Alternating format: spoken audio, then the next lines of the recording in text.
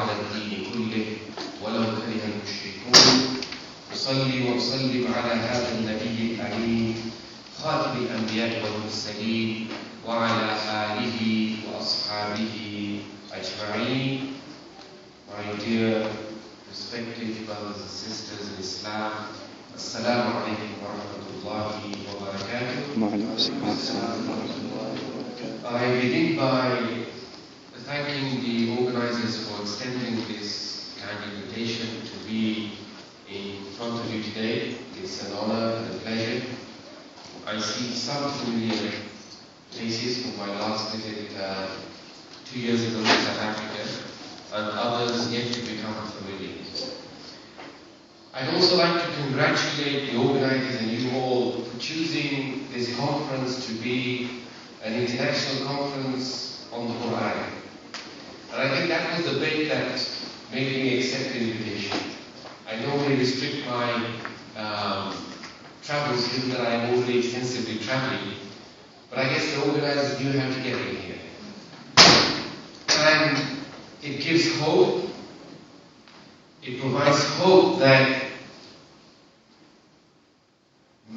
many of our engagement with Islam in society, with Islam in our communities, with Islam on an individual level is detached from the Quranic worldview, from the Quranic paradigm, and hence is welcome and you should be thanked for choosing to organize a full conference on the Quran and the Quranic paradigm. I had the chance to look through the different topics, diverse they are, but the delineating feature is that we are here to discuss the Quranic perspective of all these different facets of human life.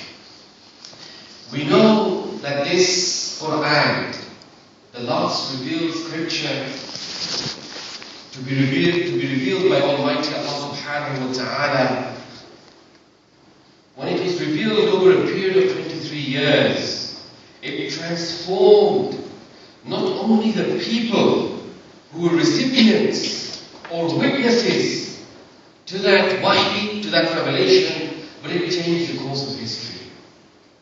It took a group of nomads, Bedouin Arabs, who then laid down the foundation of an Islamic civilization.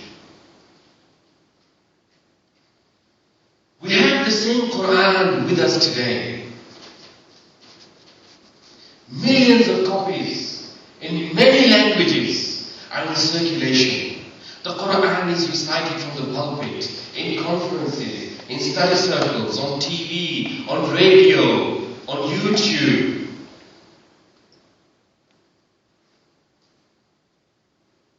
We find hundreds of thousands of Huffaz, those who have memorized the Quran, from Al-Fatiha to Al-Nas, in every single country.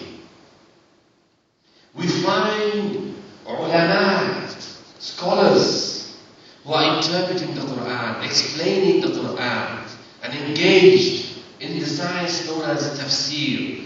We have mufassirun, those who engage in clarifying the meaning and the subtleties of the meanings of the Quran. We have Quran competitions. We have Quran schools. Many places of the Muslim world there are also Quran universities. Yet, it seems that although the Quran is probably the most read book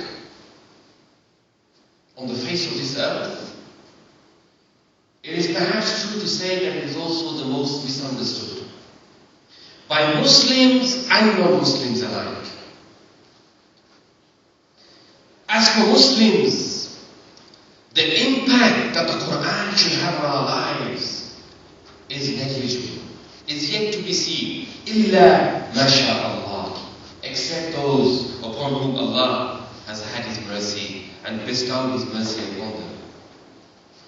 When we engage with the Qur'an, our eyes remain dry, our hearts remain unmoved, our minds are left untouched, and our lives remain unchanged.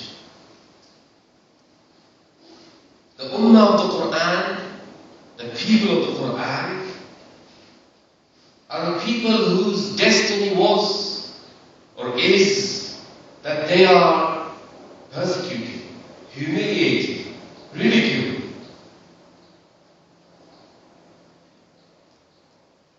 And apart from analyzing and diagnosing our current predicament as Muslims, be it in Muslim majority countries or as Muslims living in non-Muslim countries, we can point to the fact that our detachment from the Qur'an is one of the reasons for our predicament. Islam wants us to make the hijrah to the Qur'an. We have made hijrah min al-Qur'an. And this is the word that Allah subhanahu wa ta'ala uses in the Qur'an when pointing out that the Prophet sallallahu alayhi wasallam on the Day of Judgment, despite being the merciful, despite being the one who will intercede on our behalf, he will make one complaint. He will complain against his ummah. What do you think he will complain about? And the word hijrah, or the root word of hajara, is used. Allah subhanahu wa ta'ala says in the Qur'an, stating what the Prophet sallallahu alayhi wa sallam will state on the Day of Judgment, أعوذ بالله من الشيطان الرجيم يا ربي إن قوم اتخذوا هذا القرآن مهجورا. Oh my Lord, my people, my nation have neglected, discarded, have migrated from the teachings of this Qur'an. Mahjura comes from the root word hajara, to abandon, to leave, to migrate. This is where we get the word hijrah from. In this Quranic verse, the Prophet ﷺ complains about his ummah because they have abandoned the Qur'an. Now you may ask, how have we abandoned the Qur'an? We have millions of copies in circulation, Haffa, Quran schools, Quran competitions. And this is a question which relates to the purpose, the maqsad, the objective of the Qur'an. What does the Qur'an want from us? And I divided my short presentation into 4 sections. The first, we shall explore what is the Qur'an. The second, how do we as Muslims, individuals and as a collective body approach the Qur'an? What is the Quranic paradigm that I referred to earlier when beginning this short presentation? And lastly, Qur'an life. Journeying through the Qur'an to show how it guides, inspires, informs us in our daily lives.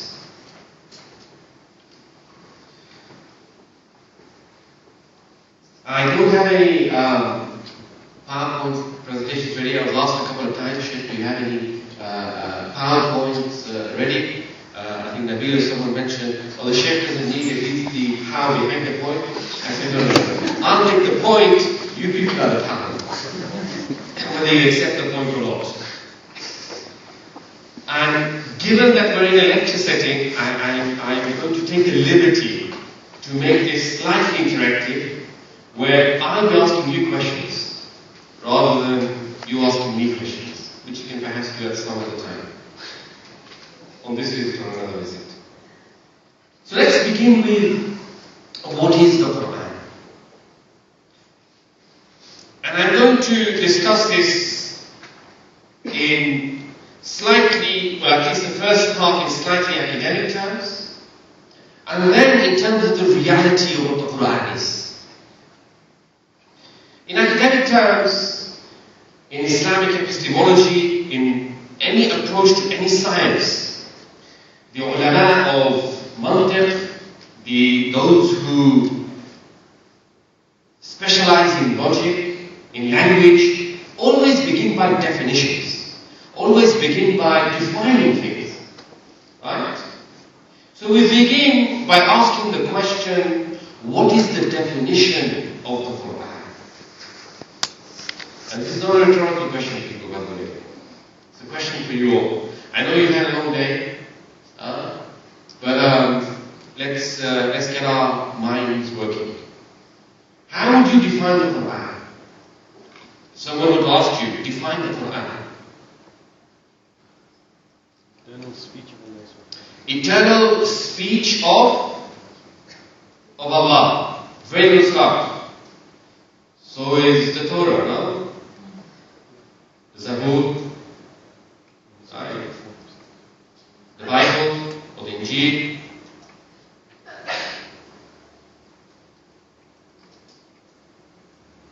Scholars of what you say when you define something, it should be jami' wa mani'. It should be all-encompassing, but you should also, it can't be too all-encompassing that it doesn't make any sense. You're not differentiating it. So it also should prevent other items from being included in the definition. So it's the eternal speech of God. It's a good start. Others would like to help our brother here? Come on, people. We're having a conference, international conference on the Qur'an. We need to start defining it.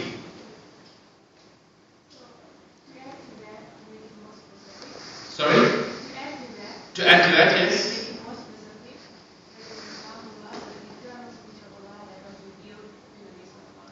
Okay. It was the eternal speech of Allah that was revealed to the Prophet Muhammad sallallahu alayhi wasallam. Brilliant. That's the second point. There's actually 4 components of this definition of the Qur'an. You've found 2. Let's see if you can find another 2 components of the definition of what the Qur'an is. And the scholars, if you ask who defines the Qur'an in such a way, these are the scholars of Ulum al-Qur'an, Suyuti, and others, Imam Suyuti and others who define the Qur'an in this way. Guidance to mankind or way of life. Guidance to mankind or way of life is a very good answer, but not the answer that we're looking for. That's more of an attribute, not the essence of the Qur'an. Right? So guidance and light and all of these are known as sifat. These are attributes of the Qur'an, not necessarily the Qur'an. Right? So you have the essence of a definition and you have the attributes. Right? One more, brothers here. I mean, it's only one brother who answered, and he seems to be on this side. So whether it's in the path of the sisters to answer, Allahu A'lam. But let's have a brother make an attempt. It's غير مخلوق, it's not created. It's غير مخلوق. Okay, now you're becoming polemical there. It is غير مخلوق. That's the belief of the Ahl Sunnah wal Jama'ah, but it's not in the definition of the Quran. Okay.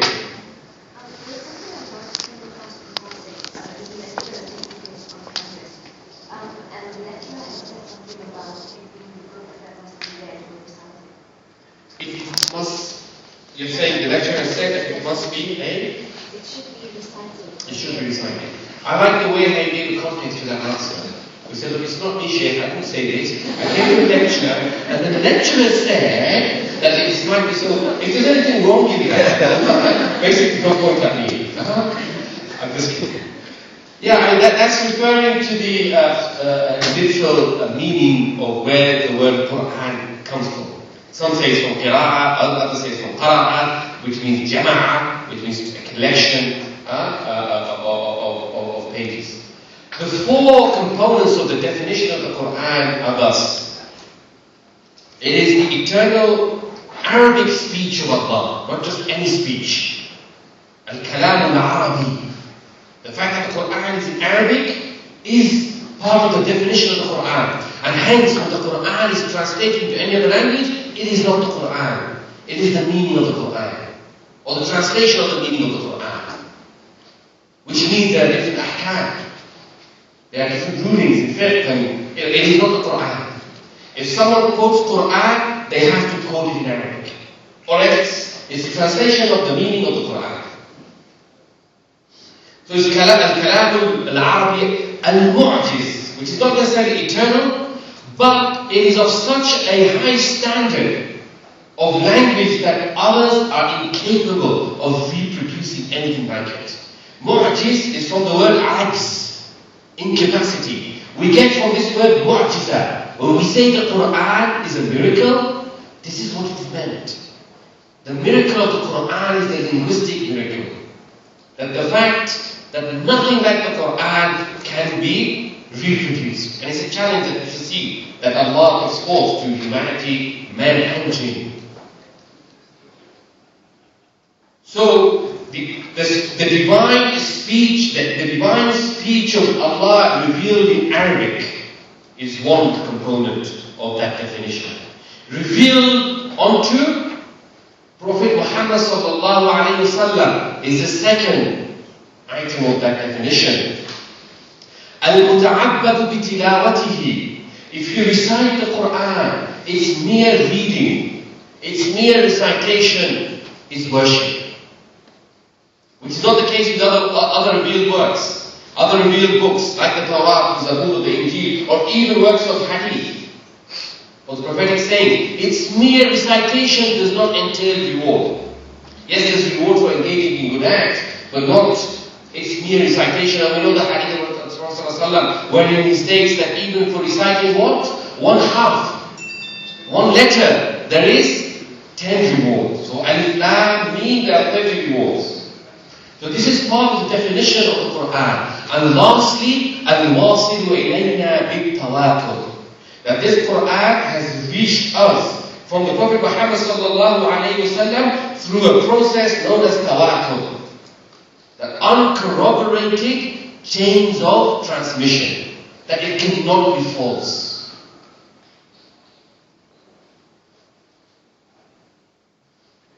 It has been handed down generation after generation through tawakkul, through corroborated chains of transmission, such that it cannot be false. So these are the four components of the definition of the Qur'an. The fact that it is in Arabic, and Arabic of a standard which cannot be reproduced. Revealed by Allah to Prophet Muhammad sallallahu alayhi wasallam, its mere recitation is worship, and it has reached us through what is known as tawakkul, through corroborated chains of transmission. What does the Qur'an say about itself? And the Qur'an speaks of itself in many places in the Qur'an. It states, La rayba fihi. This is a book wherein which there is no doubt. Hudan lil muttaqeen. It is a book which acts as a guidance to the God-conscious ones, to the people of taqwa. Hudan lil nas. Not only to the people of taqwa, but for humanity at large. For mankind at large, it is also a book of guidance. The Qur'an asks from us, أَفَلَا يَتَدَبَّرُونَ الْقُرْآنَ? Do they not ponder over the Qur'an? Do they not reflect? Do they not try to understand some of its deeper meanings? وَلَقَدْ يَسَّرْنَا الْقُرْآنَ. Allah saying that and in this comprehension, in this engagement with the Qur'an, we have made the path easy. Yusr. Yassarna, we have made it easy. مَا هُوَ شِفَاءٌ وَرَحْمَةٌ. In it lies the cure and mercy. The Qur'an is described as shifa and rahmah. The challenge, the Qur'an challenges others to bring something like it. This is the mu'jiza, the miracle of the Qur'an. قل لئن اجتمعت الإنس والجن على أن يأتوا بمثل هذا القرآن لن يأتون مثله أو لا يأتون بمثله. That say, all of mankind, all of jinn, come with something similar to it. Whatever it may be, whatever little it may be, they will be incapable of bringing anything similar to it.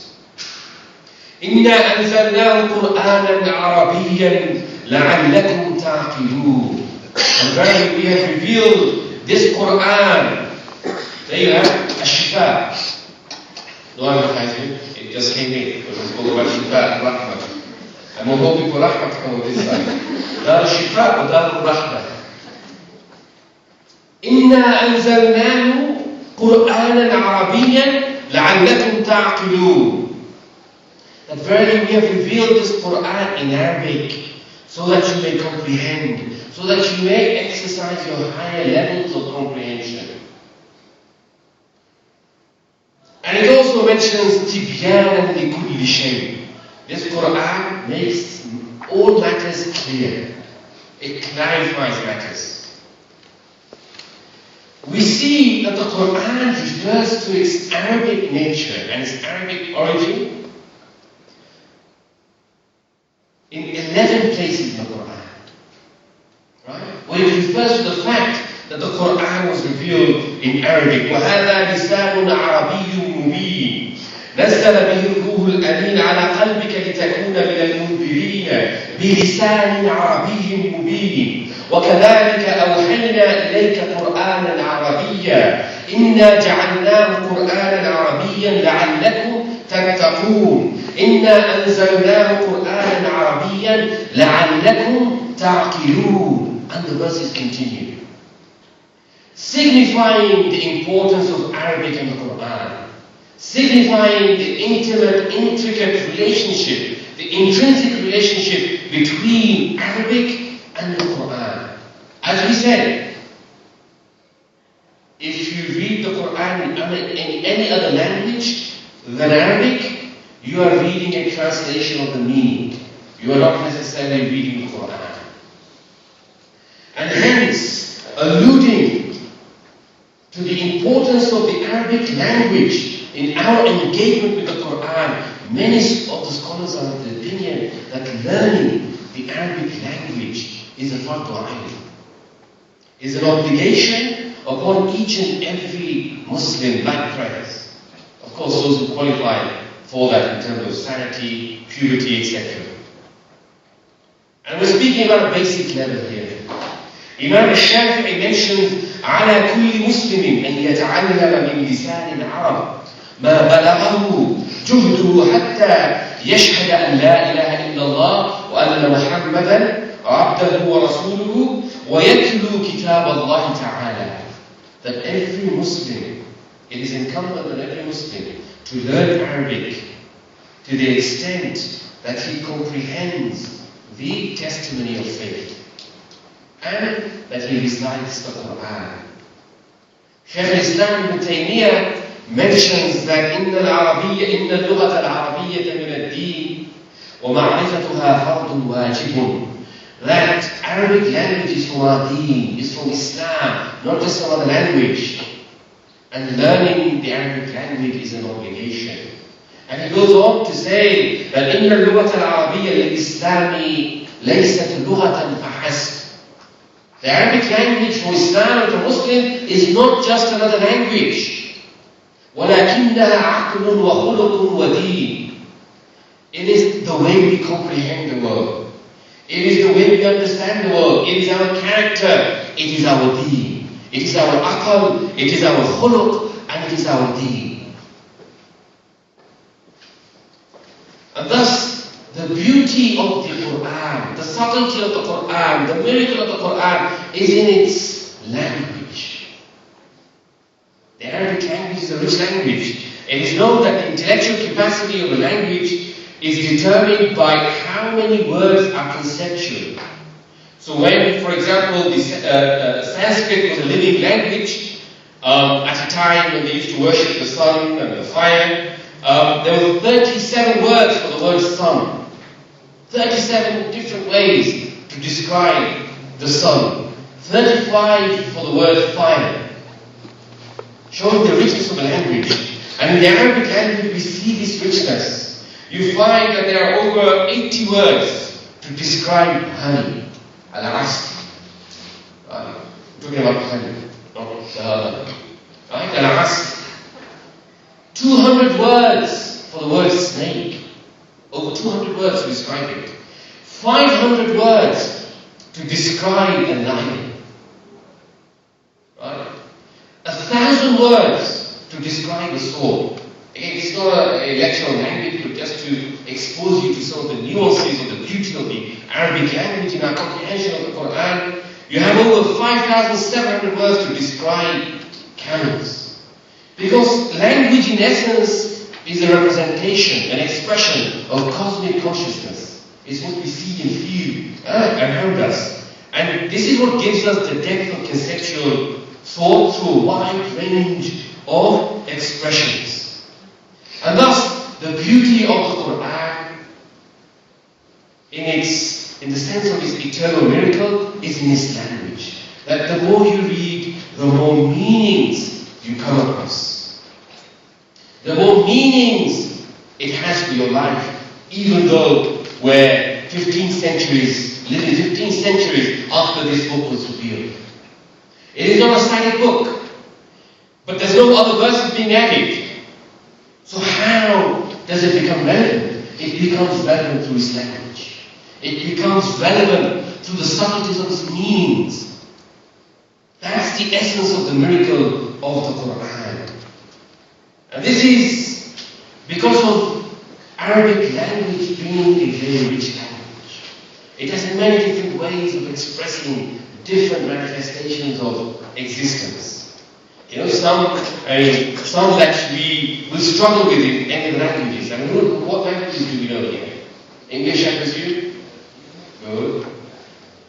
Anybody know Urdu here? Couple. Any Farsi, Persian? Bengali, Bangla? What's the language here? Afrikaans? Who knows? Okay. Okay, in your languages, let's say, how do you describe the different degrees of someone being short? Now, please, we're not being politically correct here. That stays out of the door for the moment.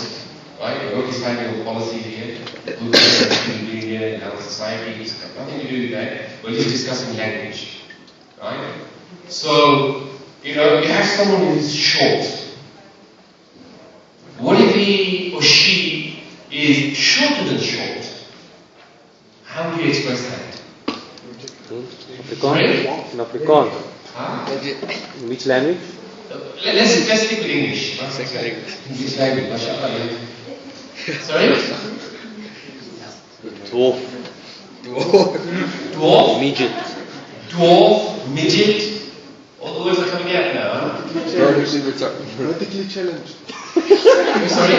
Vertically challenged. Vertically challenged.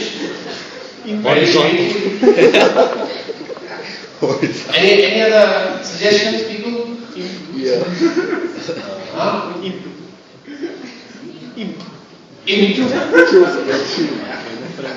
It's all coming out now. Dwarf, all the things that you wanted to say. Midget, vertically challenged.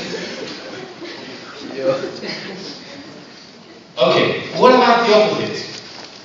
You're trying to describe degrees of height, of how tall someone is. So you have someone who's tall, huge perhaps in size, but okay, I'll pass that. Huge, giant, Enormous. taller than tall. Gigantic. Okay, what's the difference between giant and enormous? Is there a degree of difference here that you can allude to? I think giant don't fit under normal door. Giant Giant don't fit in a normal won't fit through a normal door. What kind of And enormous would. Enormous just might. Just might. Wow. Is that an experience or? But you're giant for the dwarf. But seriously, any other word to describe someone tall? Okay, we have someone who is tall. Someone who is taller than tall is what? Really tall. Yeah, really tall. Tall. Yeah? You see? Yao Ming. Towering. Sorry? Towering? We have a science-knowing language known as Lugha. The nuances of the Arabic language. And one such scholar who penned the word called Lugha is Al-Imam al-Arabi. So his job was to gather together through Arabic poetry different ways in which you express same or similar manifestations of existence. So one chapter he has is on this, is on how to describe someone being tall and how to describe someone being short with varying degrees. So he states that Tawil in Arabic is what? Tall. If he's taller than Tawil, he's Tual. Not tall, but Tual. Right? Tual. If he's no, he's not Tawil, he's not Tual, he's been a bit more than that, he's Shawdha. Right? This is the third degree now. No, he's not Shawdha. He's taller than Shawdha. He's called Shawqab. These are 4 layers. So you say, Rajulun Shawqab. It means that's 3 degrees of being tall. That is Tawil. فإذا دخل في حد ما يذم من الطول, and if he reaches that level that people look down on him, although they look up on him perhaps. Anyway, if he reaches the level that people look down on him, then he is known as Ashandatun. That's the word given, rarely used, I do admit, but it exists in the Arabic language. فإذا أفض طوله, this is what the 5th layer. فإذا أفض طوله بلغ النهاية. If he's reached the pinnacle, that's it. He's done it. He's up there. Then he's called Sha'la'un. These are the 6 degrees in language to describe someone who is tall. And the reverse is also true. So he says someone is, what is a short, what do you call someone is short in Arabic? In English, Qasil. Right? Qasil, Hanbal, Kahmas, the 3rd level, and then what's quite interesting is how he describes the other levels. فإذا كان مفرط يكاد الجلوس يوازيه. And if he is on the 3rd layer of being short, such that if you sit down, you will be the same height, he is called Hintar. Right? And then فإذا كان القيام لا يزيد في قده شيء فهو حنزقرة. And the ultimate level of being short is that whether he sits or stands, whether he or she sits or stands, it doesn't make a difference to their height. Then they're called hinzaqaratu. The point here being that the subtlety of language to express a manifestation which we can only express in 1 or 2 words or add other adjectives like very extremely, gigantically and enormously, but not the word itself. Not the word itself. And this is why even in everyday, and these may not be everyday usage of Arabic, but in everyday language it's still the same.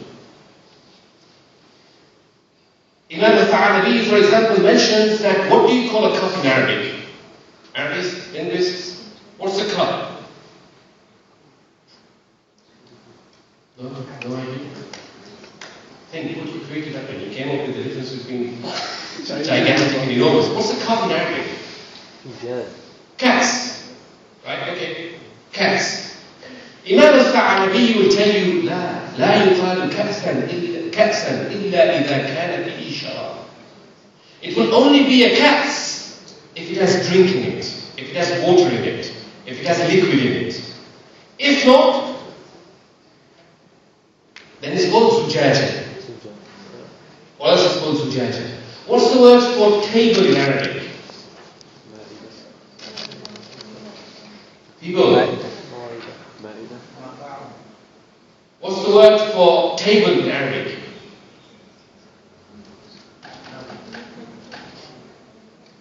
At least look, after these 4 days, if you don't learn anything, if you learn the word table, you learn the word cats, hopefully if you retain it by the time we leave tomorrow.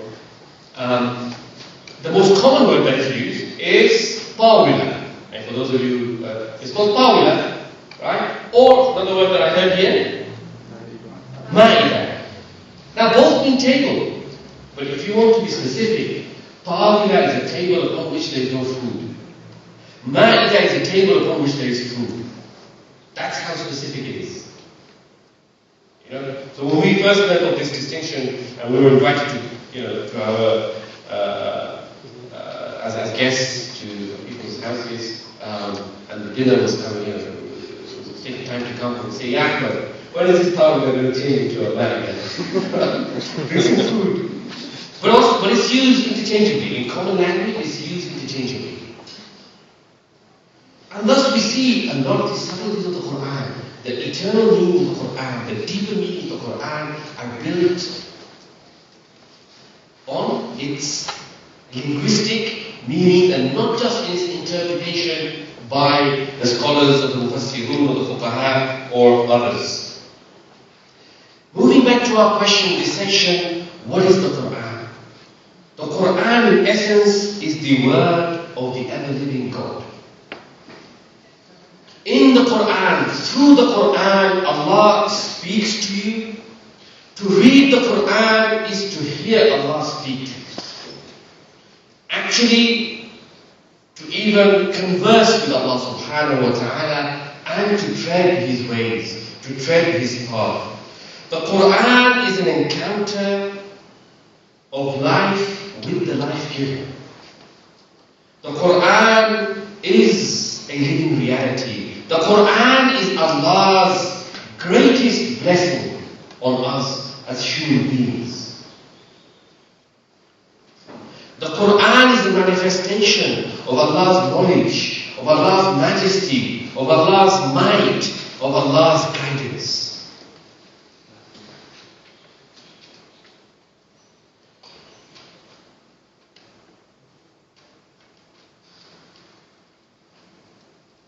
So how do we approach this Qur'an as individuals and as a collective community? There are certain prerequisites of approaching the Qur'an. The first is to believe that the Qur'an is truly the Word of God. And we don't mean a dogmatic belief, but an inner belief, an inner realization and faith that this is the Word of Allah subhanahu wa ta'ala. Not just mere utterance on our tongues. This belief is so important that the Prophet Allah subhanahu wa ta'ala commands the Prophet to proclaim his belief in the Qur'an. Although he is a Prophet. قُلْ آمَنْتُ بِمَا أَنزَلَ اللَّهُ مِنْ كِتَابٍ. This qul was an order to the Prophet sallallahu alayhi wa sallam. Say, O Prophet, آمَنْتُ بِمَا أَنزَلَ اللَّهُ مِنْ كِتَابٍ. That I believe in that which was revealed by Allah subhanahu wa ta'ala from this book. So this sincere belief, this inner realization that this Qur'an is from Allah. This Qur'an is the connection between life and the life giver. This Qur'an is the only thing we have in this life which connects us with this divine. We should read the Qur'an as it ought to be read. حَقَّ تِلَاوَتِهِ is what the Qur'an refers it to. Not just reading the Qur'an, but reading the Qur'an as it ought to be read. That's a whole different lecture on how to read the Qur'an. With your heart, with your inner presence, understanding the meaning, participating, ayat, which give us glad tidings to feel the sense of delight and happiness, ayat and verses which warn us against the potential harm and the potential pain of the hellfire, to feel a sense of awe, to fear, to sense that Allah subhanahu wa ta'ala is almighty, is looking to see how we align ourselves to His Quranic values. The prerequisite also includes bringing each word to bear meanings in our life. So each word to bear, each sentence to bear meaning in our life. When Allah speaks in the Qur'an, He is not speaking to the Prophet ﷺ or His companions only. He is speaking to every single human being from the moment the Qur'an is revealed, and that includes me and you. The Qur'an is not speaking to scholars. The Qur'an is not speaking just merely to linguists. The Qur'an is not speaking to those who believe in Allah only.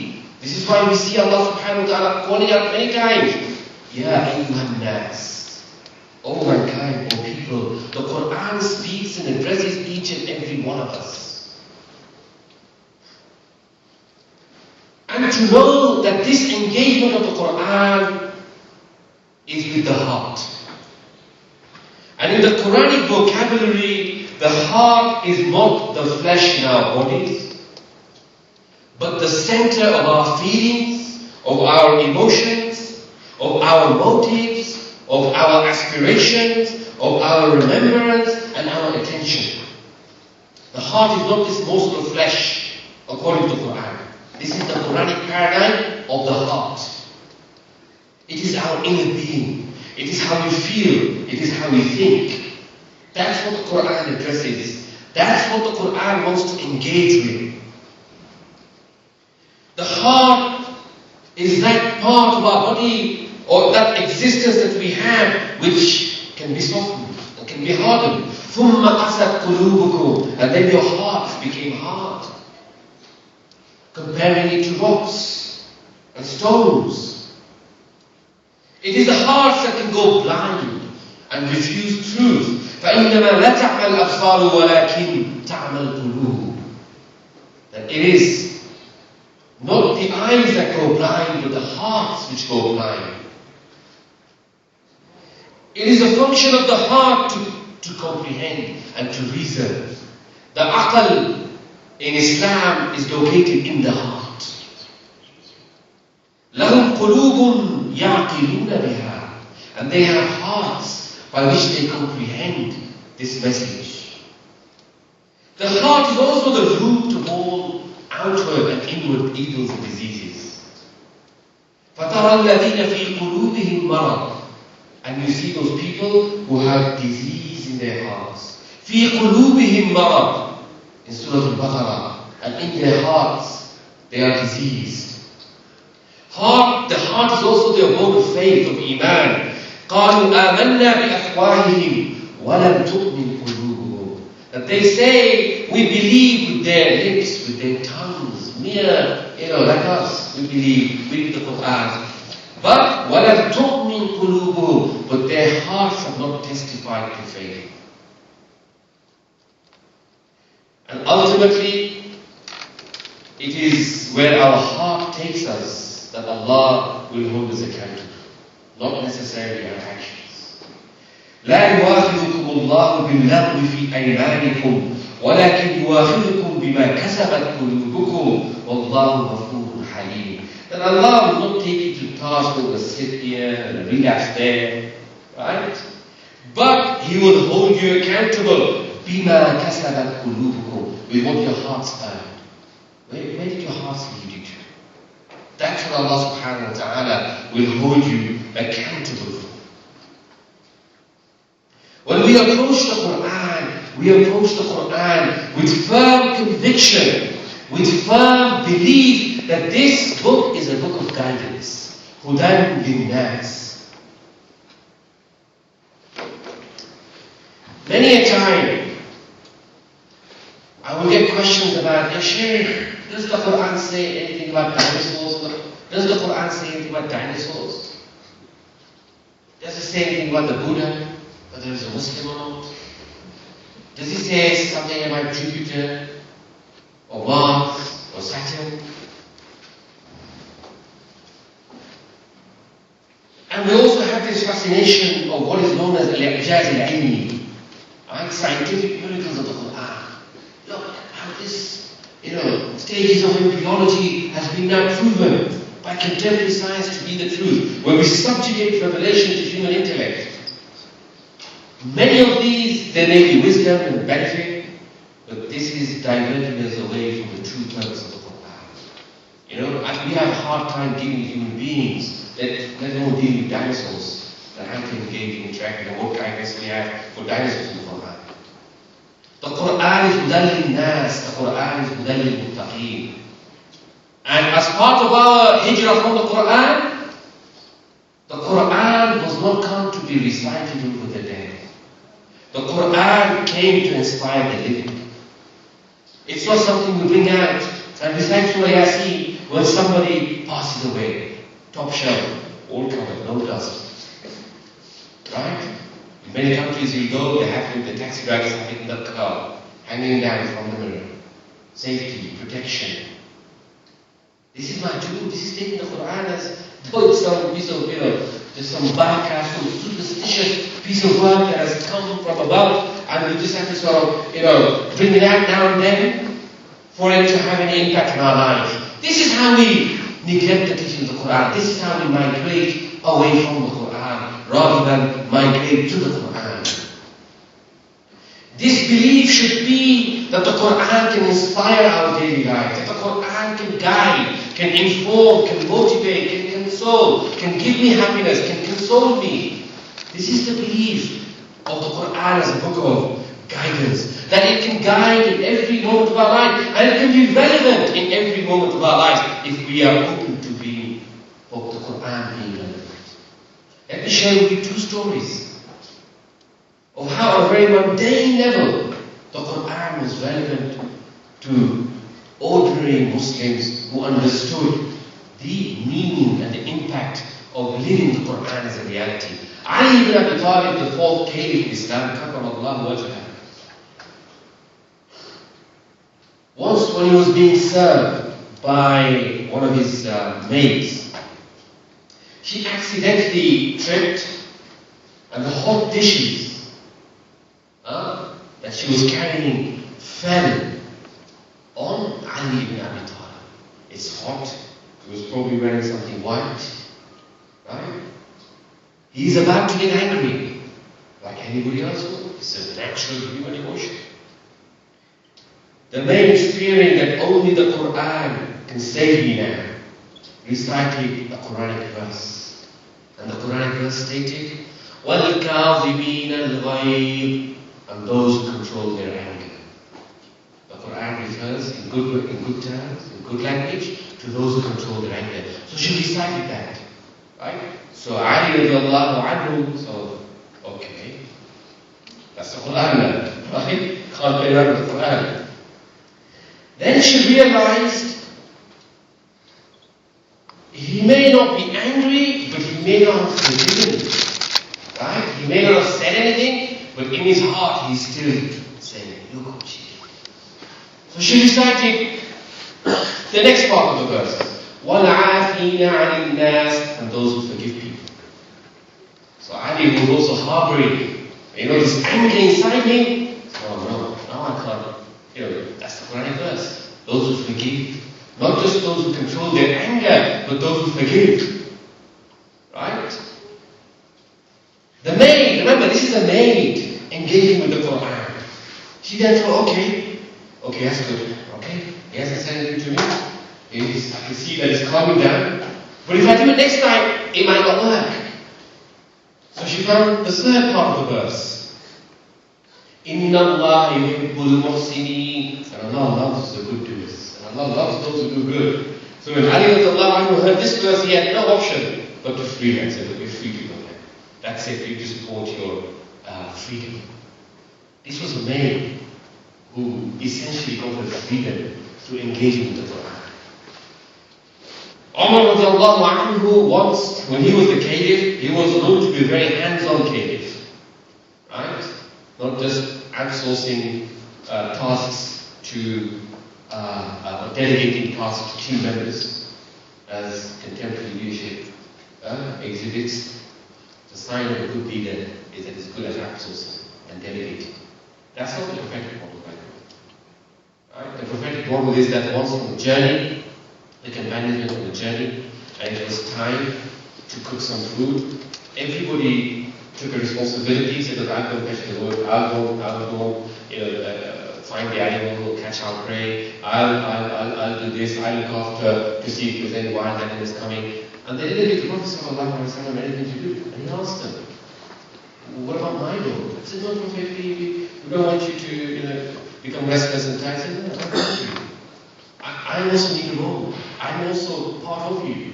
This is the teaching of leadership of the Prophet ﷺ. Umar ibn Khattab was one of those who was a hands-on leader. So one night he went roaming around the cities just to see what's happening. Everybody fine, everybody okay, security issues, right? He approached a house and he could hear someone in a state of drunkenness. Someone's drunk and they're singing away. Right? And it sounded as though it wasn't the occupier of the house, as though it was a thief or someone who just come in, found empty house and went in. So he went to the back, looked through, and lo and behold, he found a thief, taking a couple of pipes and singing away. Went into the house to reprimand him and to give him the punishment of drinking, of theft. Right? This is a thief now. The first story wasn't made. This is a thief. Look, how am I going to get out of this? He said, yeah, Amir al-Mu'mineen, hold on. Before you punish me for drinking, and before you punish me for attempted theft, you've just contravened 3 Quranic rules. Or step back. So what do you mean I've contravened 3 Quranic rules? I'm going around looking after the welfare of my community, Amr bil Ma'roof, wa Nahy anil Munkar, enjoining good and forbidding evil. And anyway, what are these 3? Tell me. So the thief said, well, number 1, the Qur'an states you shouldn't spy on one another. وَلَا تَجَسَّسُوا. And how would you have known that I was here if you weren't spying? If you weren't looking and listening to something which is not your business? The second one is that the Qur'an states وَلَيْسَ الْبِرَّ بِأَنْ تَأْتُوا الْبُيُوتَ مِنْ ظُهُورِهَا. That it is not from being righteous that you enter houses from behind. That's exactly what you did. Instead of coming through the front door, you came, from the back door, and this is not from there, as the Qur'an states. And as for the third contradiction, the Qur'an states, يَا أَيُّهَا الَّذِينَ آمَنُوا لَا تَدْخُلُوا بُيُوتًا غَيْرَ بُيُوتِكُمْ حَتَّى تَسْتَأْنِسُوا وَتُسَلِّمُوا عَلَىٰ أَهْلِهَا. And as for the third violation of the Quranic principle, O Amir al-Mu'mineen, it's the drunken thief, right?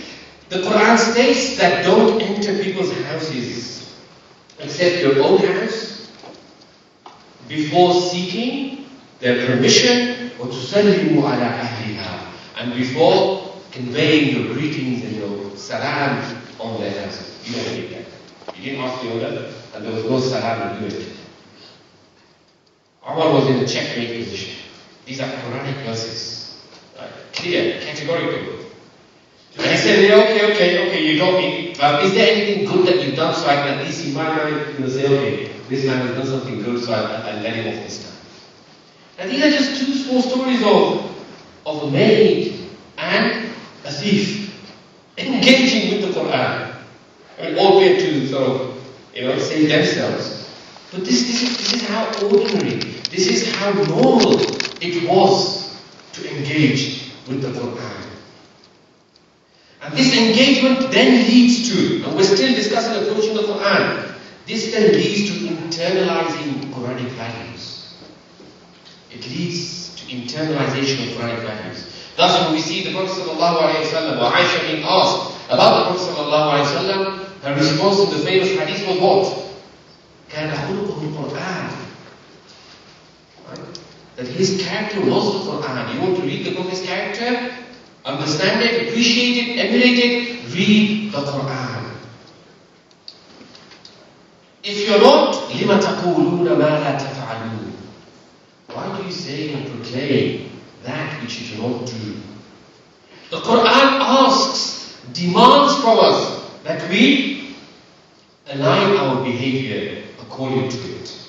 وَهَذَا كِتَابٌ أَنزَلْنَاهُ مُبَارَكٌ فَاتَّبِعُوهُ. وَاتَّقُوا لَعَلَّكُمْ تُرْحَمُونَ. That this is the blessed book which has been revealed. فَاتَّبِعُوهُ. Align your behavior, obey it. Align your behavior with its values. وَاتَّقُوا, and be God conscious. لَعَلَّكُمْ تُرْحَمُونَ, so that you may receive the mercy of Allah. It is saying as though we all want to receive the mercy of Allah simply through dua. The Qur'an is saying no. You need to align your behavior, your thoughts, your practice to Quranic values in order to be eligible for Allah's mercy. And thus we see in the tradition of Ibn Mas'ud, he states that one of us, كان الرجل منا إذا تعلم 10 آيات من القرآن, that when one of us used to learn 10 verses from the Qur'an, لم يجاوزهن حتى يعرف معانيهن والعمل بهن. We would not move on to the next 10 verses till we understood its meanings and we acted upon it. You see? The companions didn't have this number of hafaz memorizing the Qur'an. And there is great virtue in memorizing the Qur'an if anyone thinks I'm belittling the memorization of the Qur'an. There is no doubt. On the Day of Judgment, those who have memorized the Qur'an will be asked, Rattil wartaqi, that recite, and your status in heaven, you will be at a higher level. And your level, the Hafiz's level in paradise, is where he stops reciting. If you know juz, you're at the juz level. If you know a verse, you're at the verse level. If you know the full Qur'an, you're at a very good level. If you know Qul Huwallahu Ahad, you're at Qul Huwallahu Ahad level. Don't worry, it's in paradise, right? As long as we get in there. There's a receiver, what's my entry? Receiver of those WhatsApp jokes like the Qur'an. There's three candidates to marry the Imam's, the Mulana's daughter. The Imam had one condition, that all three were named after the surah. Right? So they were to recite the surah that they were named after. So Yusuf came along, said, my name is Yusuf, he was asked to recite Surah Yusuf, he recited. Let's say Yunus came along, Yunus was asked to recite Surah Yunus, he recited. Yasin came along, he ain't memorized anything. Right? He said, Imam, my name is Yasin, but they call me Qul Huwallahu Ahad. Surah Al-Ikhlas all the way. There was this one companion of the Prophet ﷺ who in every prayer recited Qul Huwallahu Ahad. So the companions complained to the Prophet ﷺ and said, look, what is this? Every single prayer, especially the Salat al-Jahriyah, the audible prayers of Fajr, Maghrib, Isha, he just recites Qul Huwallahu Ahad, Surah Al-Ikhlas. The Prophet ﷺ called the companion over, said, what is this? Why are you reciting Surah Al-Ikhlas and Qul Huwallahu Ahad in every rak'ah? He said, because this is the Surah of Ikhlas, of monotheism, that Allah is one, and I love this Surah. Then the Prophet ﷺ held back from reprimanding. Right? Those of you who recite Surah Al-Ikhlas, good news for you all, quickly must love it. We find that this internalization of values in the companions was at the point of revelation, not 10 years later, 5 years later. Thus, when verses were revealed, they would engage with it as a living reality. When the verse, for example, لَن تَنَالُوا الْبِرَّ حَتَّى تُنْفِقُوا مِمَّا تُحِبُّونَ was revealed, that you will not reach the level of piety and righteousness and al-birr until you give and you spend from what you love. Abu Talha was a rich man, a wealthy man. The thing that he used to love the most was a garden called Bilha. This was the thing that he loved. It was a massive garden in front of the mosque of the Prophet. He came to the Prophet and he said, if that's the verse, then the thing that I love is this garden, then I'm giving up this garden. The Prophet said, Dakhil, ذاك مال رابح. ذاك مال رابح. That what a wonderful thing you've done. What a wonderful thing you've done. That is definitely a successful, profitable venture. He then asked Abu Talha to distribute that land amongst his relatives. This is how they were interacting. And there are many stories of companions at the point of revelation and how they would interact and engage with this revelation. The last point to approaching the Qur'an is proportionate importance. What do I mean by this? That in our discourse of Islam, in our embodiment of Islam, sometimes we give undue importance to things which the Qur'an hardly talks about. Yet we make it the central facet and feature of Islam. Whereas, what we should be going by is, let's look at the Qur'an. The Qur'an speaks about belief, thought, behavior, practice, spirituality, akhirah, laws, halal, haram. And let's see what proportion of importance Allah gives to each one of these. And accordingly, live our lives. Accordingly, articulate the Islamic discourse. In our contemporary Islamic discourse, it's as though Islam is a legal code book of halal and haram. Akhi halal, ukhti haram. There is halal and haram. We have a legal code of Islam. From the 6,000 plus verses in the Qur'an, do you know how many verses account for verses by which legal interpretation of legal value is taken? Do you know? Any idea? The 6,000 plus verses in the Qur'an. How many verses deal with do's and don'ts that have legal value? Meaning, is halal or haram? Fard or wajib? How many? The scholars dispute. But the predominant position is around 500 or so, which is less than 10%. Which is less than 10% of the content of the Qur'an. In our discourse of the Qur'an, in our questions, in learning about Islam, what percentage do you think fiqh or halal haram come to? 10%, 8%, 3%? It's the other way around, right? It's the other way around. It's 90% fiqh and 10% something else. Well, this is not the Quranic approach. If Allah had wanted the halal and haram to be so important, that's what the book would have been. Full of guidelines and regulations of do's and don'ts. These, what are known as al-ayat al-ahkam, are limited in scope. But the Qur'an speaks about ethics, about belief, about akhirah. It speaks about stories of other nations. Right? Stories of prophets. Right? Why? These don't contain legal rulings. These contain lessons. These contain reminders. These contain inspiration for us to contextualize Quranic teaching in the 21st century, no matter where we live and who we are. That's what these stories contain. That's what this narrative contains.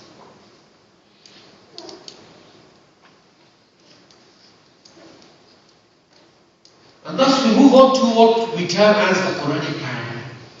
That when we engage on this path of Islam for our own understanding or to articulate Islam in society, we should return back to this Quranic paradigm. See everything through the prism of the Qur'an. Not some opinion of some scholar at some point in time only. Not limit our understanding to this. The great scholarly tradition that we have inherited is a lens by which we must and should embark on our journey through sacred scripture. But that journey is not limited to that. Yes, Imam Fakhruddin al-Razi, al-Tabari, al-Zamakhshari, and all the great classical scholars, without studying them, there is no foundation study of the Qur'an or interpret the Qur'an. But if we stop where they stopped, then we're only seeing the Qur'an through how they saw it, in their particular time, with their particular influences. And I'm not speaking here about making ahkam, doing DIY, ijtihad, and coming up with rulings, or we're speaking Qur'an as a book of guidance. The Qur'an as a book of guidance can guide anybody, even if one doesn't know Arabic. Can motivate the inner being. How else do you explain people standing in Taraweeh, yet being moved by the recitation of the Qur'an? Try that with, Latin recitation of Shakespeare's works. You get moved. You leave the place in 5 minutes.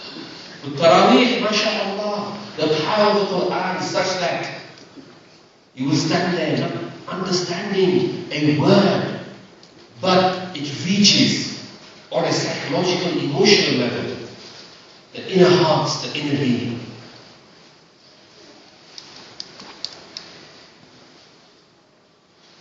And thus, each one of us, when we speak about internalizing the Qur'an, we are not speaking about ahkam. We are not speaking about tafsir. There are people, there are scholars, there are fuqaha, there are mufassirun who are qualified to do that.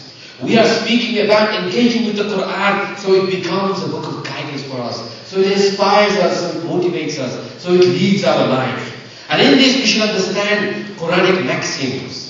The Qur'an lays down categorical maxims, rules, golden rules. These are Quranic golden rules, repeat in every surah of the Qur'an. فَمَنْ يَعْمَلْ مِثْقَالَ ذَرَّةٍ خَيْرًا يَرَى وَمَنْ يَعْمَلْ مِثْقَالَ ذَرَّةٍ شَرًّا يَرَى.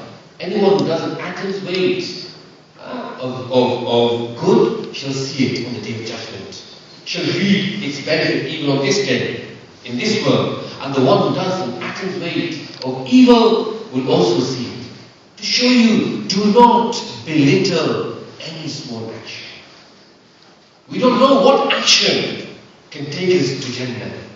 Ibn Qayyim, rahimahullah, has a beautiful saying.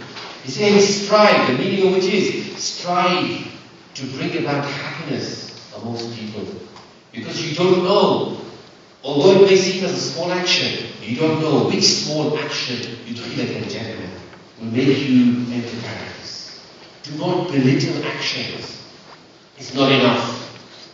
Right? لَيْسَ لِلْإِنسَانِ إِلَّا مَا سَعَى. Another Quranic maxim, that you will only reap what you strive for. You want to see results in this life? Strive for it.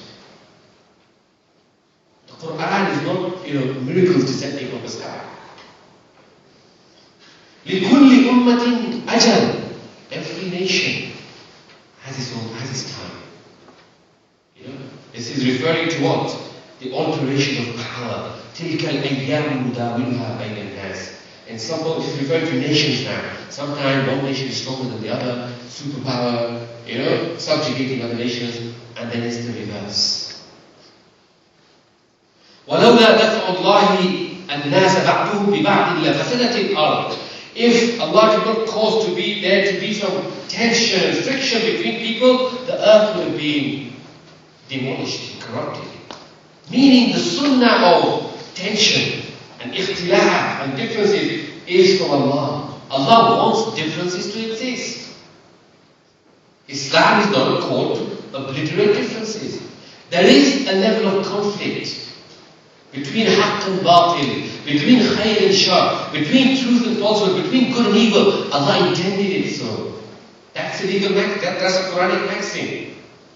Allah will test us in this life. وَلَنَبْلُوَنَّكُمْ بِشَيْءٍ مِّنَ الْخَوْفِ وَالْجُوعِ وَنَقْصٍ مِّنَ الْأَمْوَالِ وَالْأَنفُسِ وَالثَّمَرَاتِ وَبَشِّرِ الصَّابِرِينَ. That Allah will test us in this life with what? With fear.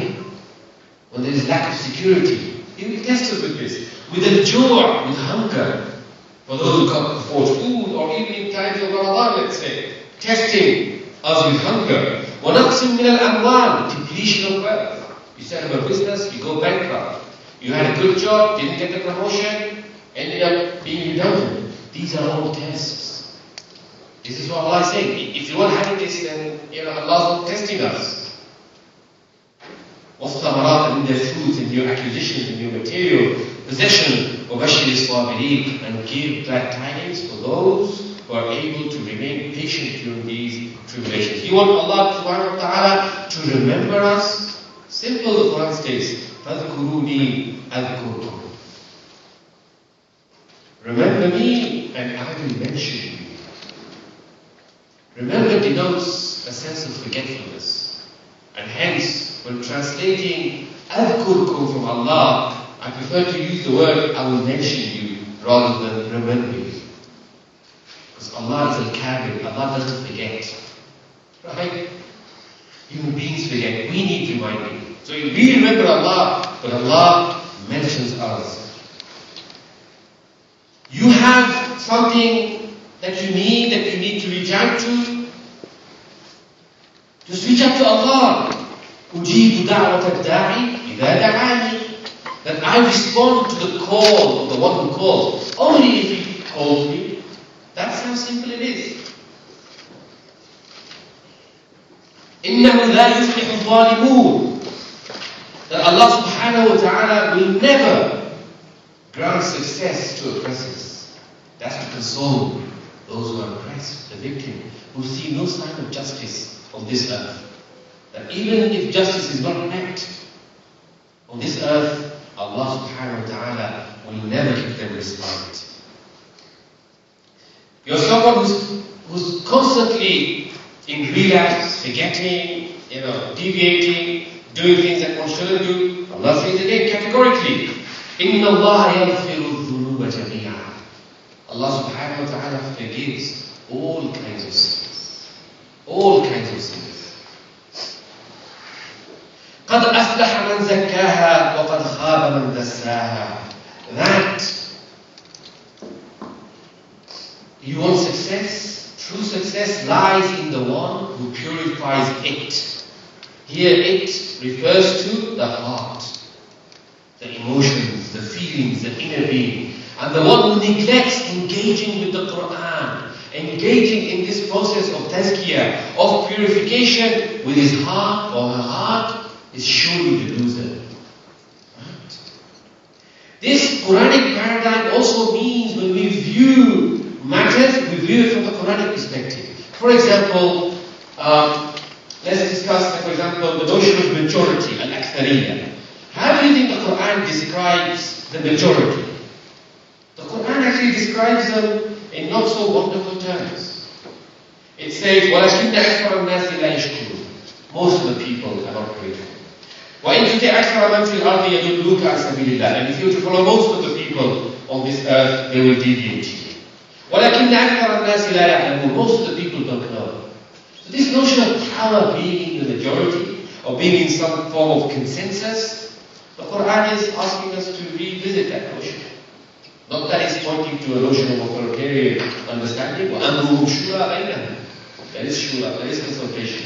But this notion of whatever the majority, collective majority say will be good, the Qur'an actually reprimands this. And it actually praises the few. وَقَلِيلٌ مِّنْ عِبَادِ الشَّكُورِ. And it's only a few of my servants who are grateful. It actually praises those who are few in numbers.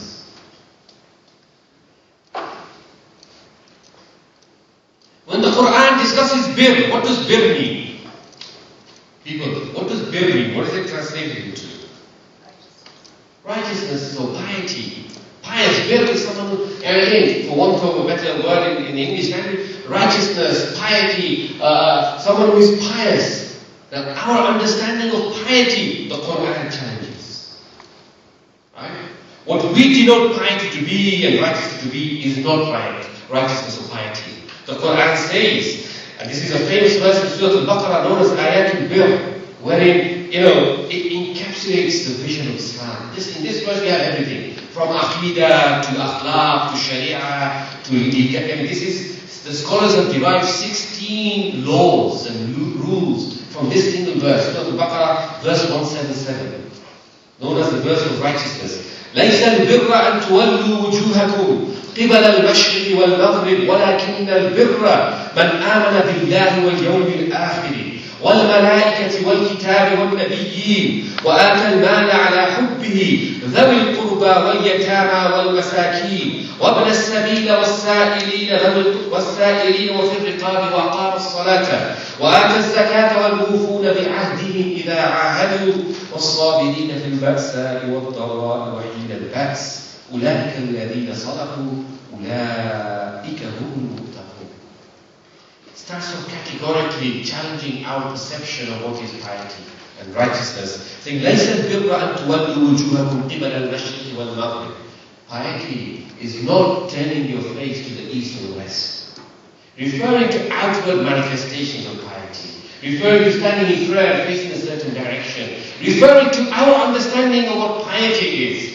We judge it by the appearance, right? Beard, cloth over the head, right? What else? Wearing something like this, with the flow, mashallah. The longer the beard, more pious the person is, right? Common common perception of what piety means. Once, Abu Hanifa, one of the master jurists, the founder of the Hanafi school of thought, he was sitting in a gathering and teaching. And he had some pain in his leg. So he stretched out his leg and towards the students and just to ease himself from the pain. Once he's begun his discussion, it was a lesson of fiqh on the chapter of Awqat al-Salah, on the chapter of the timing of prayer. A man walked in, dignified, turban, looked like a very noble, knowledgeable person. The students made way such that he sat next to Imam Abu Hanifa. Imam Abu Hanifa felt guilty. In the presence of such a noble, esteemed, knowledgeable person, I can't just stick my leg out like this. So he folded his leg and sat down in a respectful manner, in pain, out of respect. Right? The lesson finished, the man had a question, and he said, the question was on Maghrib, because Imam Shaykh, he explained when Maghrib starts. My question is, what if Maghrib starts and the sun hasn't set? Imam Hanifa said, now's the time Imam Hanifa to stretch his legs. All this time I thought this was a knowledgeable scholar, probably from some other remote parts of Iraq that I have not known. He came to ask me a stupid question like this, and I'm in pain because of this stupid person. I'm stretching out my leg. He didn't answer me. So now is the time for Abu Hanifa to stretch out his leg. But again, he was going by appearance. Shaykh Sa'di, a great Persian personality, mystic and poet, he once was invited. People knew there was this Shaykh Sa'di. He received a royal invitation to attend a banquet. The royalty didn't know. People invited didn't know how Shaykh Sa'di looked like. Right?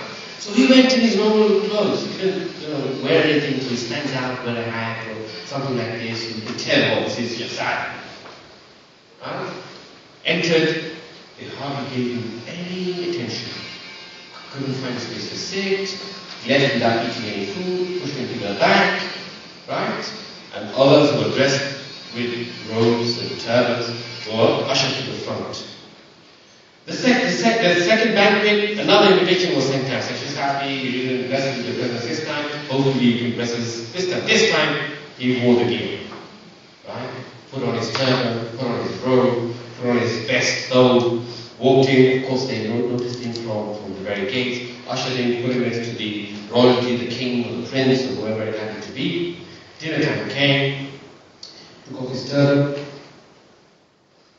and put the food in the hand, put the food in his pockets. They were all amazed, saying, Shaykh Sa'di, what are you doing? He said, well, I came last week. I went back hungry. I didn't even find a place to sit. This week, I had the same need who came. The only difference was, I have this, I have that. So it seems the respect that you're affording to this and that is more than the respect you're affording to me. So they're worthy of eating this than me. This outward understanding of what piety is. The Qur'an says that this is not piety. Piety is not some outward manifestation of how someone looks or what someone does. وَلَكِنَّ الْبِرَّ مَنْ آمَنَ بِاللَّهِ وَالْيَوْمِ الْآخِرِ. That righteousness is first of all belief. That you believe in Allah, in the Day of Judgment, in the angels, in the books, in the prophets. And وَآتَ الْمَالَ عَلَىٰ حُبِّهِ ذَوِي الْقُرْبَى وَالْيَتَامَى وَالْمَسَاكِينَ. That you spend from your wealth. And you give to those closest to you. You give to the orphans. You give to those, to the destitute. You give to the travelers who have no food. You give to free slaves. And وَأَقَامَ الصَّلَاةَ وَآتَ الزَّكَاةَ. And you establish prayer. And you give zakat. Then it goes back again. وَالْمُوفُونَ بِعَهْدِهِمْ. And when you agree, when you make agreements, you fulfill your agreements. You see this intertwining of belief, practice, ibadah. This is what birr is. إِذَا عَاهَدْ وَالصَّابِرْ. And those who are patient when calamity afflicts them or befalls them. أُولَٰئِكَ الَّذِينَ صَدَقُوا وَأُولَٰئِكَ هُمُ الْمُتَّقُونَ. They are the people who are truthful and they are the muttaqun. The Qur'an is a book of guidance for who? That is muttaqin. This is a description of the muttaqin. This is a description of the muttaqin.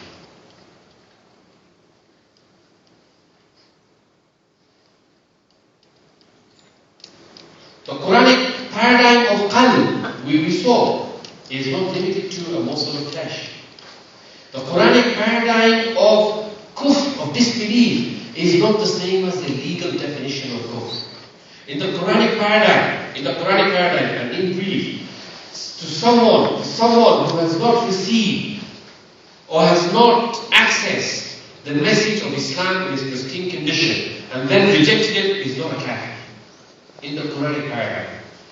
In Islamic legal sense, yes, they're a kafir, to do with inheritance and marriage and likewise. But from a Quranic perspective, the linguistic meaning of kufr or kafara is a farmer who sows a seed. Right? You're planting the seed. That seed is covered, but it always comes. It always grows into a tree. Kafara means someone who sees, who's been told the truth, yet wants to cover it, deny it, reject it. What to speak of those who don't know what Islam is? And no, media portrayal of Islam doesn't count for knowing what Islam is. Come on, everyone must know what Islam is. All the media company. Yes, they do. They know ISIS. They know Osama bin Laden. They know Saddam Hussein. They know God knows what else they know. They don't know Islam. As I was walking in, someone introduced me and said, this brother is from ISIS. I think there's a play on word. You have some university here with acronym is ISUS, right? Right? Okay, I was wondering what I got myself into. International Life Conference. This brother's from ISIS. And we can continue like this. My time has ended. And we can continue this when we speak about any manifestation of life. Let's look at what the Qur'an says as our point of embarkation. Yes, we will then bring in hadith, the scholars, the fuqaha, and the ulama. But let's start off with the Qur'an says. When the Qur'an discusses knowledge, for example, the scholars, it doesn't refer to religious scholars. Knowledge is referred to as any knowledge that benefits humanity. Ilm nafi'. There's no distinction in Islam or discrimination in Islam between religious sciences and secular sciences. These are, by expansion and evolution of knowledge, a fact that we're dealing with. And there's calls for reintegrating religious and secular sciences. In the verse that states, إِنَّمَا يَخْشَى اللَّهَ مِنْ عِبَادِهِ الْعُلَمَاء, that verily from Allah's servants it is the scholars who have fear of Allah.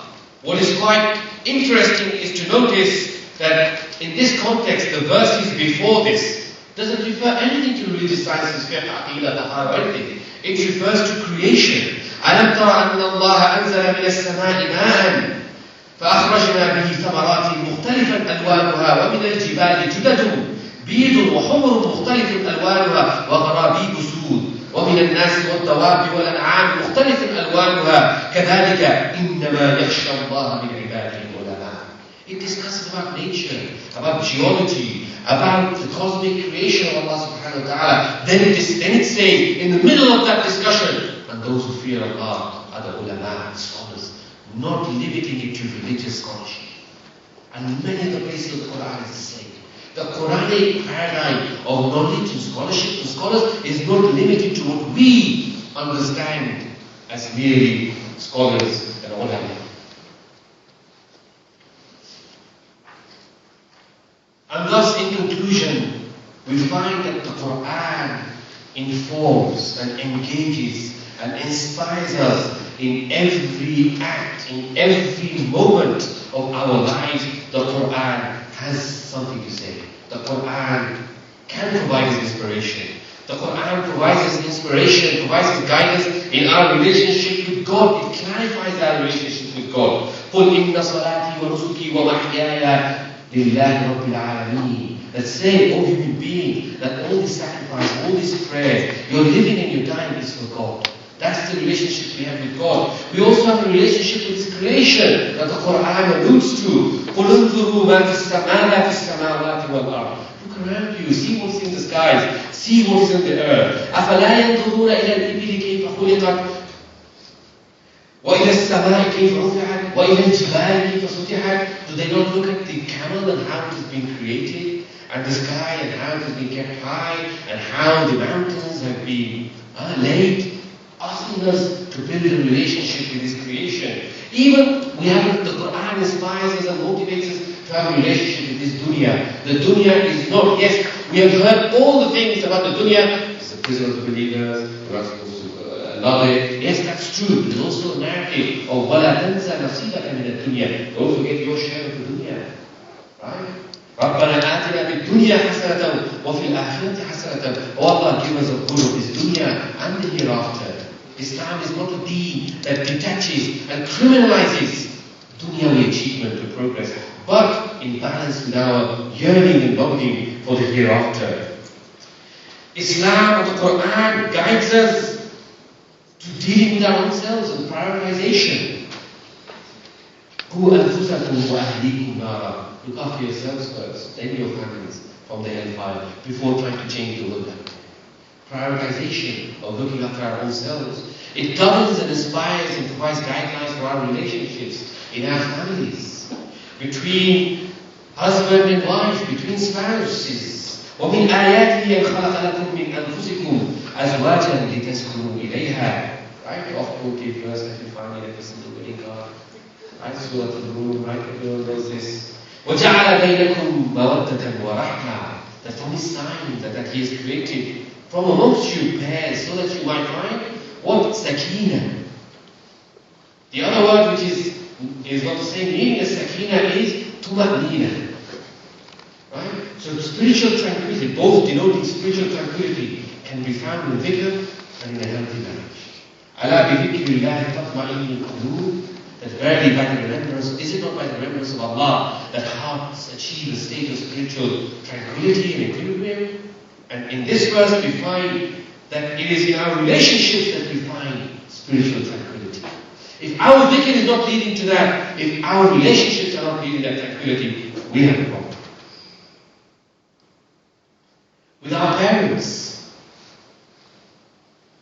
وَبِالْوَالِدَيْنِ إِحْسَانًا إِمَّا يَبْلُغَنَّ عِنْدَكَ الْكِبَرَ إِحْدَاهُمَا أَوْ كِلَاهُمَا فَلَا تَقُلْ لَهُمَا أُفٍّ وَلَا تَنْهَرْهُمَا وَقُلْ لَهُمَا قَوْلًا كَرِيمًا. And the verse continues that display excellent behavior when dealing with parents, especially if one of them or both of them reach old age. Don't even express the least of all detestable expression in Arabic language, which is off. There's nothing lower than that, you know. That's the least form, it's nothing. Don't even display and articulate that sign of detest or resentment towards your parents. You know, scold them. وَقُلْ لَهُمَا قَوْلًا كَرِيمًا. And say to them words which are gentle. وَاخْفِضْ لَهُمَا جَنَاحَ الظُّلِّ مِنَ الرَّحْمَةِ وَقُلْ رَبِّ ارْحَمْهُمَا كَمَا رَبَّيَانِي صَغِيرًا.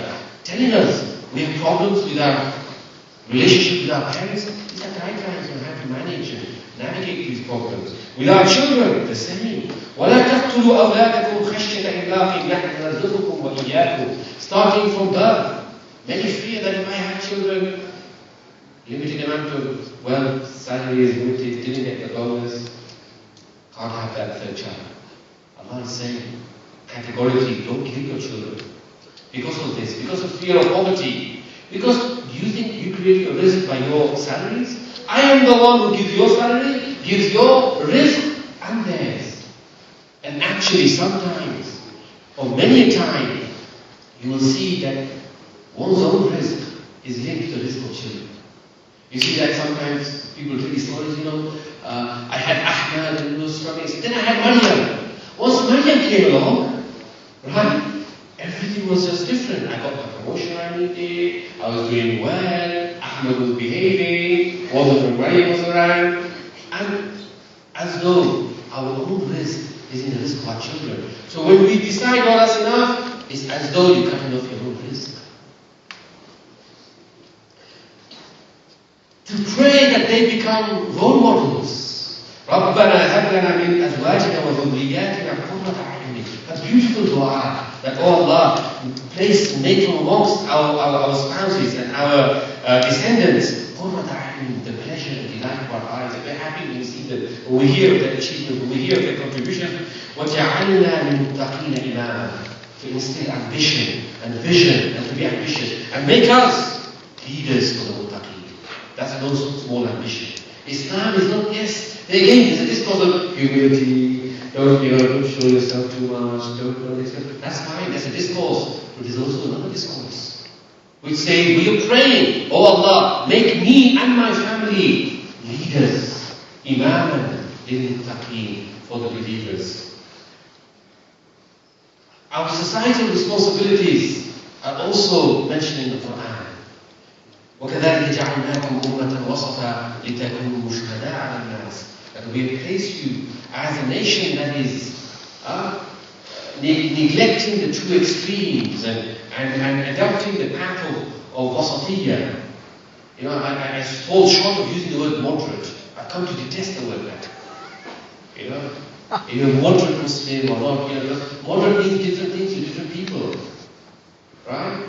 If you're entering the UK, moderate means something. If you're entering America, moderate means something else. A friend of mine was entering into America and he was asked, are you a moderate Muslim? I said, well, what do you mean by moderate Muslim? This is an immigration officer in one of the airports in America. I said, well, do you believe in the Khilafah? Do you believe in Sharia? And do you drink? If you say no, yes, you're a moderate Muslim. So depending on, moderate to who, best to do away with the word itself, right? We can have different understandings of Islam, but a moderate Muslim is slightly problematic.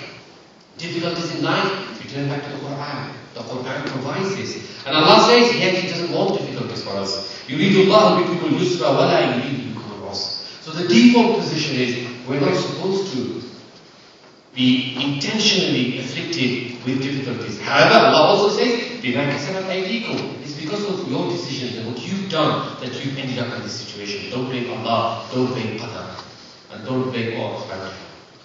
No, what have you done to make it happen? That's what you need to look at. Because Allah doesn't want that hardship. يُرِيدُ اللَّهُ بِكُمُ الْيُسْرَ وَلَا يُرِيدُ بِكُمُ الْعُسْرَ. It's a Quranic verse. إِنَّ مَعَ الْعُسْرِ يُسْرًا. Even if you put yourself through that hardship for whatever reason, Allah in His rahmah says, after that period of hardship will come ease. إِنَّ مَعَ الْعُسْرِ يُسْرًا. We commit sins, we relapse, we can't stay committed to Deen, to Islam. لَا تَقْنَطُوا مِنْ رَحْمَةِ اللَّهِ. Don't lose, don't despair, don't lose hope from the rahmah of Allah subhanahu wa ta'ala. إِنَّ اللَّهَ يَغْفِرُ الذُّنُوبَ جَمِيعًا. Allah forgives all types of sins. You want to start again, just call out to Him. You don't need a mosque, you don't need a shaykh, you don't need any of this. Not that they're wrong. Right? You call out to Allah subhanahu wa ta'ala. I just recently come from, I was in Malaysia, Indonesia, and the city of Bandung, the mayor of Bandung had quite a creative policy to get people to go to the mosque. And the slogan was this: one mosque, free Wi-Fi. So to get free Wi-Fi in your houses, you have to go to the mosque and be seen to have prayed one prayer to get the free Wi-Fi to go to the city of Bandung. I thought that was quite creative. Yes, you can criticize it, it's going to work or not, but at least then people will probably step in a mosque. They come into the mosque. Then hopefully another campaign to make me stay in the mosque. Okay? To continue broadband access to the Nasr or something, right? Whatever it may be. لا تقنطوا من رحمة الله. Don't despair, don't lose hope in the fear of Allah. Sometimes we read stories, even hadith, about stories of people, of the man who killed 99, the story, the hadith, right? The man who killed 99 people and yet still had salvation from the Prophet ﷺ. And you thought these were all fables. Well, in Indonesia, we came across such a man. A Chinese mafia whose first murder was at the age of 12. It was at the age of 12 when somebody insulted him, using his ethnicity, racist remark. He went back home, got the butcher's knife, and went and said, I cut him off into pieces. 12-year-old. From then on, was hired as the mafia hitman, political opponents, business opponents, etc. He said, look, I could probably kill around 120, 130. Right? He was then somehow by accident, he was supposed to go on one of his you can't make this up. He was supposed to go on one of his assassination briefs, ended up in a dhikr circle. Right? Ended up in a dhikr circle and they were singing or they were reciting the Wirt al-Latifiyya. Ya Latifu, Ya Latifu, Ya Latifu, Ya Latifu. He sat there and said something just took over me. I don't know what was happening.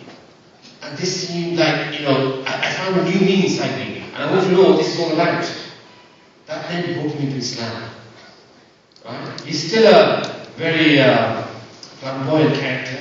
He has around, he shows in his house, he has around $500 million worth of animals and birds in his house. He's dug, listen to this, he's dug in his living room, he's dug his own grave with the signboard that, here they rested Sindar Parak to remind himself of death.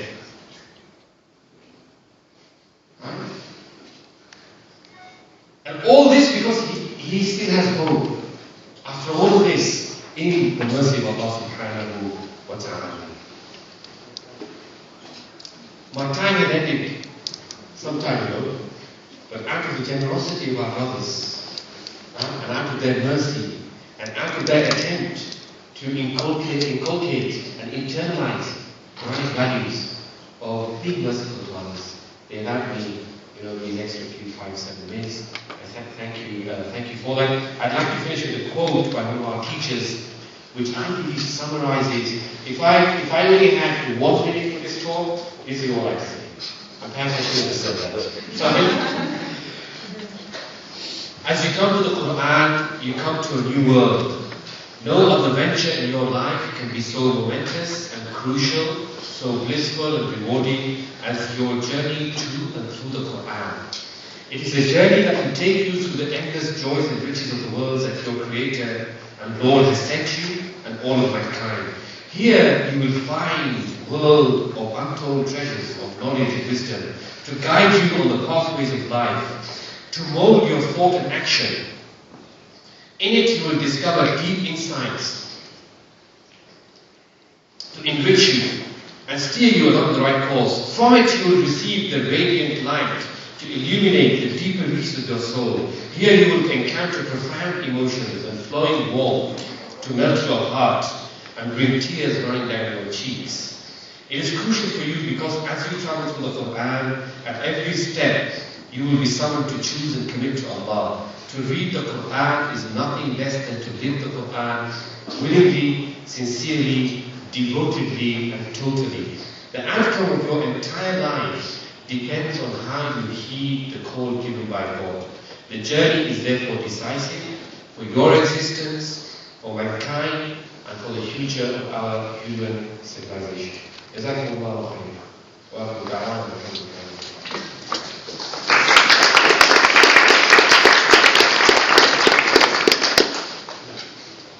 Jazakallah. I wanted to stop Shaykh so many times, but the way he kept going in and uplifting us with his spirituality. And this was in the Quran and life. Later as a topic in Quran and spirituality. So I'd like to take 2 more questions and we'll break for Asr inshallah. 2 questions from the audience. I think we'll take it in succession and we'll get the answer for it. One, and next one, and one from the other side. No one. I have 2 questions. English? So he's very other sister. I don't want to be biased. Okay. Hey, you can't force a question out of brothers. We'll take 2 questions. So, I said, well, one, you kind of touched on already about encouraging debate and stuff, but the fact that the Quran can be translated, and even when people speak Arabic, it can be interpreted in so many ways.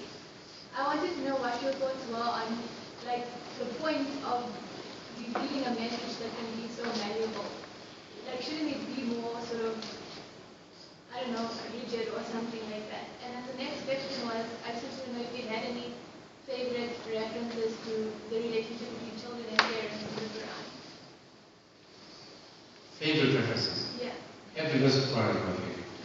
No such thing as a favorite reference. I am a favorite. Oh, well, something that means something. Yeah. The first question, so if I understood correctly, was to do with the discussion in Arabic language and translation, and isn't that a prohibitive factor in terms of communicating message to Quran across other No, I once heard that the Quran was actually, like Allah's intention when He released the Quran was for it to be able to be interpreted in a variety of ways. And I just thought that if you're trying to reveal a message to a people that should last for a very long time, what's the point of it being so malleable? What's the point here? What's the point of it being so flexible? Like the interpretation being so, that it can be interpreted in so many different ways. Yeah, I mean, look, if we believe, or Muslims believe the Quran to be the eternal, everlasting word of Allah, relevant to all time and space.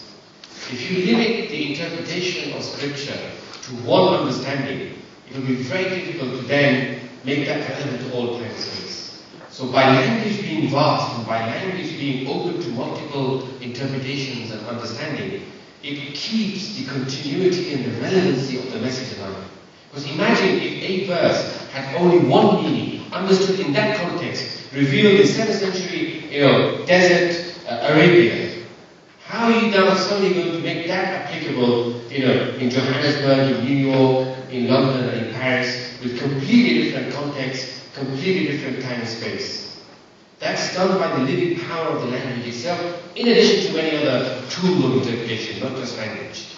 So I respond by saying that it's open to interpretation, but again, interpretation on many levels. There's an interpretation in terms of deriving rules. That's not just open.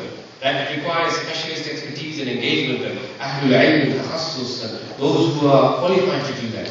The engagement that I was referring to is guidance. How can I, as a Muslim, how can I, as a human being even, be inspired and be guided by the Quran? That surely has to be relevant to my context and my time and space, which means some of these verses I need to read in my context.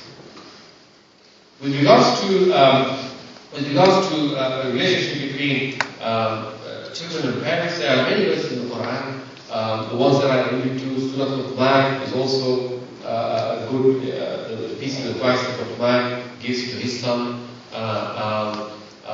But yeah, I don't have the references in my notes on the top of my head. But there are many references in the Quran which govern or guide the relationship between parents and children. The last question. My name is Junaid, and what I want to ask you is that the Quran explained, is it easily understood, and is it explained in full details, the Quran, or was it only go into the hadiths? Is the Quran understood by its own? Is that the question? I'm trying to say that it's like nobody in the Quran says it's easy to understand. Oh, well, yes, that's the Quran. I understand, and everything is explained in detail. Yeah. So I'm saying we should I get your point. other books also. Yeah, I get your point. Look, the Quran mentions that the Quran also mentions that it is tibyan and kulli shay, that it clarifies all things as a source of knowledge. However, when coming to engaging with the Quran, depending on the objective of engagement, we cannot simply rely on the Quran itself.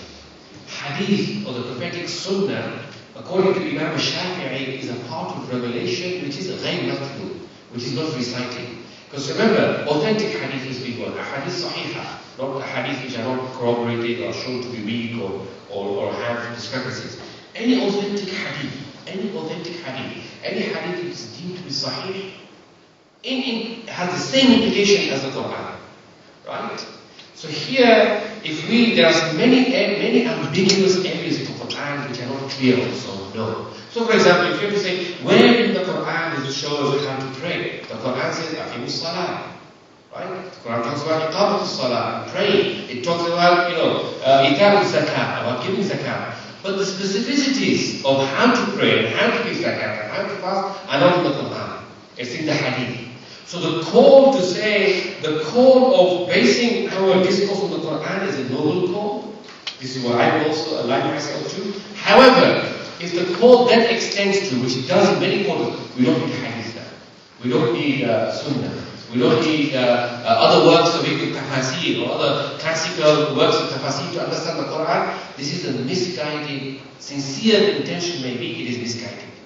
This is why the Quran says, يُضِلُّ بِهِ كَثِيرًا وَيَهْدِي بِهِ كَثِيرًا. That many people are misguided by the Quran and many are guided. This is misguidance to the Quran. When you do not interpret the Quran according to its language, because you can't just go with your own meaning of what it means. You have to understand what the Arabs meant by it. Going into Arab Jahili poetry, reading the, Khunsa, Mutanabbi, and reading the Ashra al-Mu'allaqat and Arabic poetry to understand what is meant by its meaning. And then all the other methodology of interpretation or an academic level. However, on a personal level, the Quran should be sufficient for guidance. For law, it isn't. For guidance. Yes, it is. It is everything. If we want to, الَّذِينَ جَاهَدُوا فِينَا لَنَهْدِيَنَّهُمْ سُبُلَنَا. That for those who strive towards us, that could be to Allah, that could be towards His Quran, لَنَهْدِيَنَّهُمْ سُبُلَنَا. We will guide them to many ways. Right? Allah's way is one, but He can guide us in many ways. So yes, if the question is that to understand Islam, interpret Islam in its full sense, Sunnah and Hadith is an absolute must, without which there is no real belief in the Quran. Because many of the aspects of the Quran are also explained by a Hadith. The best form of tafsir, the best form of explaining the Quran is tafsir al-Qur'ani bil-Quran. So for example, when we read out the verse, it says, هُدًى لِلْمُتَّقِينَ. You can ask, who are the muttaqun? Right? Then we find the ayat al-Birr, Surah Al-Baqarah, verse 177, which gives the list of characterization and many such verses which describes the muttaqun. This is tafsir al-Qur'ani bil-Quran. But we can't limit it just to the Quran. There are traditions, there are narrations, there are the opinions of our esteemed mufassirun, so all of which need to be carried, then contextualized correctly.